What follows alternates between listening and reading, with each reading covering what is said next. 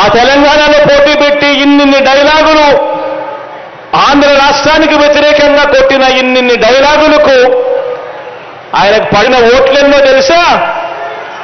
చివరికి అక్కడ ఇండిపెండెంట్ గా నిలబడిన చెల్లెమ్మ బర్రెలెక్కకు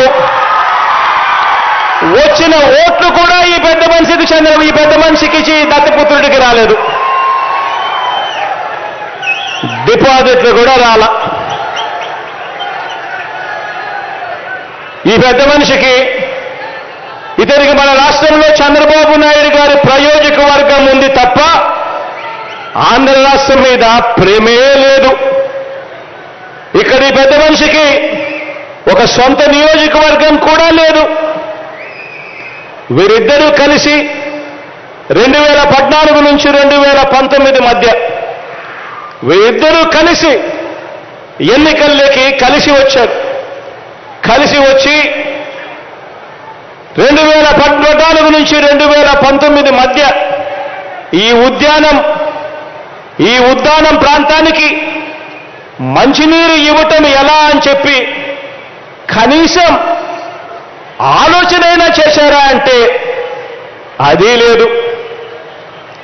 2014 నుంచి 2019 వీరిద్దరూ కలిసి పోటీ చేసి కనీసం ఉద్యానం ప్రాంతం ఇంత దారుణంగా ఉంది, ఇక్కడ kidney research hospital, super speciality hospital ఇక్కడ నిర్మిస్తే ఇక్కడ ప్రజలకు మంచి జరుగుతుంది అని చెప్పి నిర్మించారా అని అంటే అది కూడా లేదు. వీళ్ళు బాబు అధికారంలో ఉండగా ఉత్తరాంధ్రకు చేసిన మంచి లేదు. ప్రతిపక్షంలో ఉండి కూడా వారు ఉత్తరాంధ్రకు చేయని ద్రోహం కూడా లేదు. రాష్ట్రంలో అతిపెద్ద నగరమైన విశాఖను పరిపాలనా రాజధానిగా చేస్తాము అని మీ బిడ్డ అంటే ప్రతిపక్షంలో ఉండి కూడా అడ్డుకుంటున్న దుర్మార్గం వీళ్ళిద్దరిది. ఇక్కడే ఉత్తరాంధ్రలో మీ బిడ్డ ఒక బిల్డింగ్ కట్టినా వీళ్ళు ఏడుస్తారు.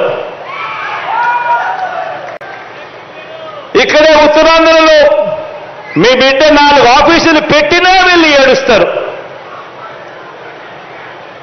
సీఎంగా నేను ఇక్కడికి వచ్చి ఉంటానంటే కూడా ఏడుస్తారు. ఈ ప్రాంతంలో ఇంటర్నేషనల్ ఎయిర్పోర్ట్ వస్తుంది అనంటే ఏడుస్తారు. ఈ ప్రాంతంలో పోర్టు వస్తుంది అనన్నా కూడా ఏడుస్తారు. ఇక్కడ ఈ ప్రాంతానికి మెడికల్ కాలేజీలు, రీసెర్చ్ సెంటర్లు మనం ఏర్పాటు చేస్తున్నాము అని అంటే కూడా ఏడుస్తారు.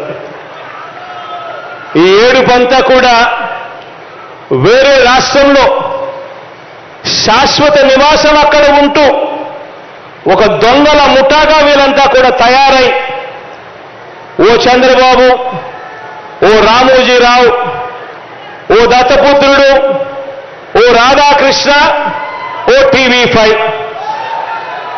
వీరంతా కూడా ఒక దొంగల ముఠాగా వీరంతా కూడా తయారై వీరంతా కూడా మన మీద పడి ఏడుస్తూ ఉంటారు.